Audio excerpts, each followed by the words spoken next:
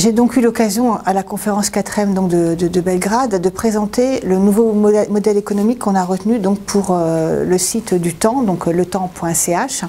Alors le Temps en fait donc c'est à la base un quotidien qui existe depuis 1998, qui a pris la suite de deux grands quotidiens historiques de Suisse romande, donc de Suisse francophone. Et depuis un an donc la grande révolution qu'on a vécue, c'est qu'on est passé au paywall. Le paywall en bon français donc c'est un mur de paiement. Comment ça marche? Ça veut dire qu'en fait vous n'avez plus accès gratuitement à tout le site comme auparavant. C'est-à-dire qu'auparavant tout le journal print était basculé donc sur le web et on pouvait le lire autant qu'on voulait, les archives, les articles du jour, etc., etc.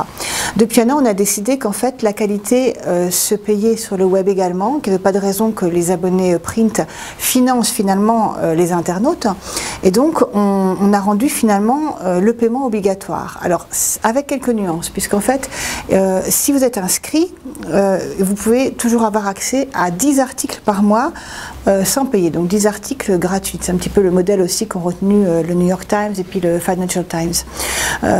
Après, pour en lire davantage, donc il faut s'inscrire. Et donc là, il faut s'abonner. Et donc pour s'abonner, ben là, en fait, vous avez le choix entre différentes sortes d'abonnements. Il y a des abonnements à la journée, il y a des abonnements tout numériques qui incluent à la fois le site et l'application iPhone. Enfin, il y a vraiment un éventail de choix qui vous permet de trouver finalement ce qui correspond le mieux à vos habitudes de lecture pour qu'il y ait une expérience continue, comme on dit, de lecture qui passe par le print et par le web, en passant par l'application iPhone et puis donc bientôt l'application iPad. Donc c'était un grand défi qu'on s'est lancé à nous-mêmes. Ça c'était donc en janvier 2011, juste avant la chute, 2 jours avant la chute du président Ben Ali. Donc c'est vrai qu'on se disait, enfin moi je me disais en tout cas en tant que journaliste, mon Dieu, mais voilà, c'est un mouvement journalistique très fort, comment est-ce que ça va donner ce paywall? Et force est de reconnaître qu'un an et 2 mois après, finalement, le bilan est très positif, puisque on a perdu un peu d'audience, bien sûr, mais on a d'abord on a énormément d'abonnés print qui ont activé leur abonnement web, puisque quand on est abonné au journal papier, on vous offre gratuitement tous les accès numériques. On a une énorme base de données, enfin qui a plus que doublé en un an, avec maintenant aujourd'hui plus de 220 000 personnes référencées.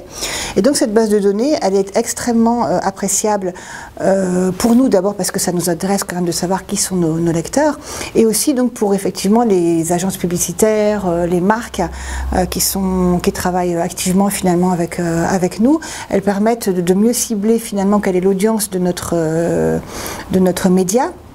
Et en fait, on s'est rendu compte justement avec ces questionnaires que finalement l'audience sur le web était aussi qualifiée que l'audience sur le print. C'est-à-dire qu'en fait, il n'y a pas de discrépance, il n'y a pas de décalage entre, par exemple, le niveau de revenu de nos internautes moyens par rapport à nos lecteurs moyens sur le papier. Donc ça, c'est quelque chose de très précieux finalement pour les publicitaires, et c'est ce qui fait que notre business model aujourd'hui marche bien. C'est-à-dire qu'en fait, on peut leur vendre vraiment une expérience complète, le print, le web, avec des niveaux de revenus égaux, des intérêts qui sont les mêmes aussi, et donc on a un seul public finalement à satisfaire. C'est plus facile pour nous, c'est aussi très satisfaisant. Il faut quand même, je suis quand même journaliste à la base, de rappeler aussi que pour les journalistes c'est finalement assez valorisant d'avoir ce paywall, parce que je vois pas pourquoi on travaillerait pour rien, pourquoi on travaillerait gratuitement. Donc en fait même les articles pure web, finalement l'internaute a fait un effort pour y avoir accès, et ça c'est quelque chose d'assez gratifiant pour l'ensemble des membres de la rédaction.